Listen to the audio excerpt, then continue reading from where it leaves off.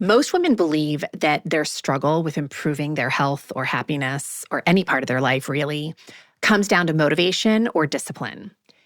But if I'm being totally honest, that usually isn't the only issue, and often it's not even the biggest issue. Many times I see that the environment that my clients live and work in is quietly working against them every single day. Welcome to your daily hit of grace and grit, your quick dose of inspiration to kickstart your day. This show is proudly sponsored by Rumble and Rise. To find out more about joining Rumble and Rise, head on over to graceandgrit.com/ready to rumble. I'm Courtney Townley, and here is today's hit. So this is something I see over and over again with midlife women. They're trying to make better choices, eat differently, move more, sleep better, while being surrounded by spaces that cue stress, distraction, and depletion.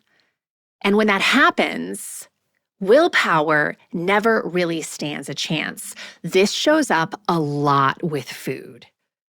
I have a lot of women who are feel and say that they are very committed to improving their nutrition.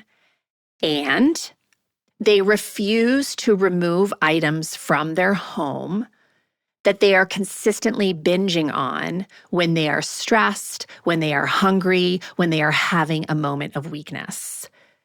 And so I sound like a broken record because I'm always suggesting that they remove those food items from their home for a period of time. It doesn't mean forever. It just means for now, so they can get traction.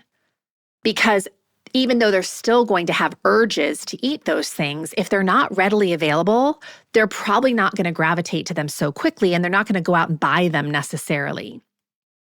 In my book, The Consistency Code, I actually mentioned the Google study where they took M&Ms that were sitting on their employees' desks and put them in opaque containers. So before, they were really visible, but they put them in opaque containers so you couldn't really see them well.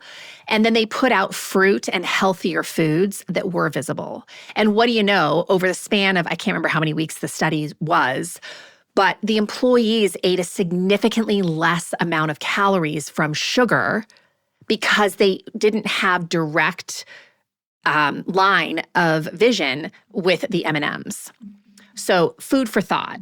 There is really solid research behind this. So behavioral scientist Wendy Wood's work on habit formation reveals that context is often more powerful than motivation. So in her studies, up to 43% of daily behaviors are performed in the same location almost every day, executed automatically with little conscious thought.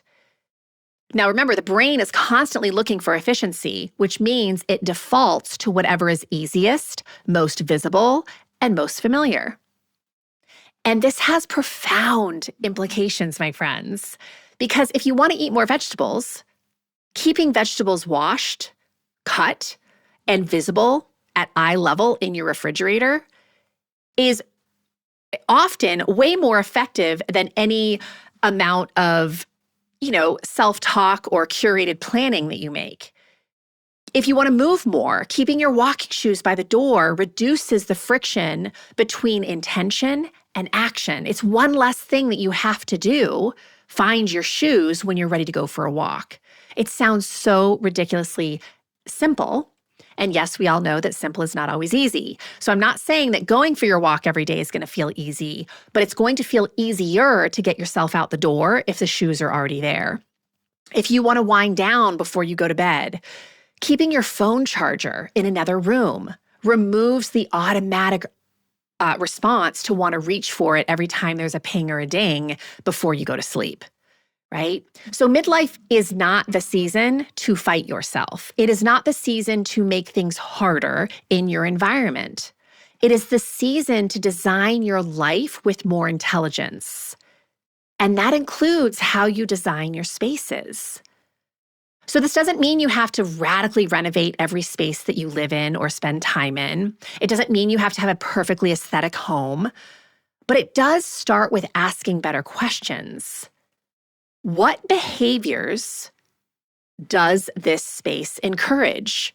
To be totally honest, I'm in my office right now recording this, and my office is kind of messy because I just got back from a trip and I knew I had to record a bunch of episodes for March. So I didn't have a lot of time to clean this morning. And the behavior that this encourages is it kind of makes me want to eat and self-soothe because clutter makes me anxious. So my office space right now is not set up for how I want to feel, which is calm and relaxed and totally in control of my choices. What behaviors does your current environment make more difficult? Well, my office is making it a heck of a lot harder for me to find things. That's for one, right? It's taking a lot more time and energy for me to do my work because I can't just efficiently get to things. What does this environment assume I am? So back to food, does your kitchen reflect that you're someone who is really mindful and about your food choices, who's really encouraging healthy eating, or does it assume something else about you? And most importantly, does this setup of this space reflect who I'm becoming or who I want to be? Because so often we have outgrown the spaces we have spent time in. And we're trying to change who we are in a space that's constantly pulling us back to a version of ourselves that we've outgrown. So today, I want to invite you to choose one space you spend time in every day and make a single change that supports the person you want to be. So maybe it is just removing electronics from that room. Maybe it's putting a sign on the door that says, "Do not disturb." Maybe it's clutter clearing, cleaning off your desk.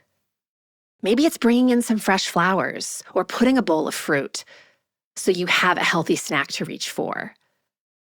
Remove friction from the behavior that you want to be doing more of, and add friction to the behavior that you want less of. I'm going to say that one more time because I think this is really important. Look for ways to remove friction from behavior you want more of. So back to that walk I mentioned earlier, even though walking is not necessarily hard, we have a lot of resistance around it. And so how can I remove friction from going for my walk today? Well, I could put my shoes by the door. I could call a friend that I need to be accountable to. I could plan on listening to one of my favorite podcasts, right? There's a lot of things that I could do to make the resistance less. But the second part of that equation is adding friction to the behavior you want less of. So back to the M&Ms in the Google offices. Putting the M&Ms in opaque containers created more friction because they were harder to find, right? You couldn't see them so easily. Not having certain food items in your home makes it a little harder to consume those foods. So your environment is casting votes for your health all the time, right? Or against it. You're casting votes for or against your health by the way that your environment is designed. So really put some careful consideration into the places and spaces you are spending your time and how it is influencing your behavior. In midlife, we stop pretending that this doesn't matter if we're really serious about improving our health and happiness, because it does matter. If this stirred something inside of you, imagine what a whole book of clarity and courage could ignite.